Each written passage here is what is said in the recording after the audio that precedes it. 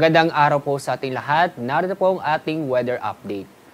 Yung pong low pressure area, huling namataan kaninang alas 3 ng madaling araw, nasa 45 kilometers east-northeast po ng Dipolo City, Zamboanga del Norte. Itong low pressure area ay inaasahan po natin base sa ating mga data at analysis na mababa ang tsansa na maging bagyo. Ito ay kikilos pa northwestward, maaari pong dumaan po sa Sulusi. Itong low pressure area ay nakapaloob ito sa Intertropical Convergence Zone. Dahil sa dalawang weather system, asahan po ang malaking bahagi po ng ating bansa ay makakaranas ng maulan na panahon. At sa ating magiging lagay na panahon ngayong araw, dahil sa low pressure area at ITZ, asahan po ang maulap na kalangitan na may mga kalat-kalat na pag-ulan at thunderstorm sa Bicol Region, Mimaropa, kasama na rin po ang Aurora, Quirino, Quezon, Laguna at Rizal. Samantala, ang lalabi pong bahagi po ng Luzon, kasama po ang Metro Manila, ay magiging bahagyang maulap hanggang sa maulap ang kalangitan, maliban lang po sa mga isolated na mga pag-ulan dahil sa thunderstorm. Dako po tayo sa Visayas at Mindanao.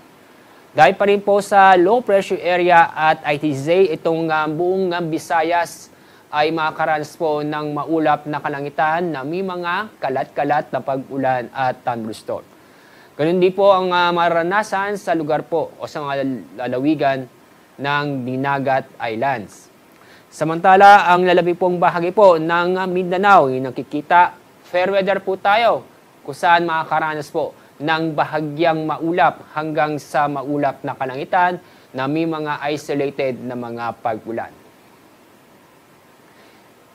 Bukod sa low pressure area, nabanggay ko kanina, yung ITZ o Intertropical Convergence Zone at Easterlies. Itong tatlong weather system ang nakakapekto ngayon sa ating bansa. Itong low pressure area na inaasahan po na maaari po ngayong araw, maaari sa bandang hapon o gabi, malulusaw itong low pressure area.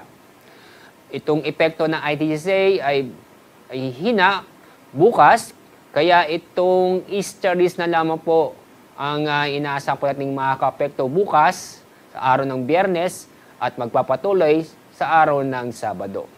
Kaya bukas, may mga inaasahan po tayo ng mga kalat-kalat na pag-ulan at thunderstorm sa silangang bahagi po ng Luzon at ng Visayas. Pero sa lalabing bahagi ng bansa, asahan po ang bahagyang maulap hanggang sa maulap na kalangitan na may mga isolated na mga pag-ulan. Sa araw ng Sabado, ang buong bansa na po ay makakaranas po ng bahagyang maulap hanggang sa maulap na kalangitan na may mga isolated na mga pag-ulan. Ang araw pong sisikat, mamaya pong 5:30 ng umaga. Ang araw lulubog sa ganap na 6:29 ng hapon.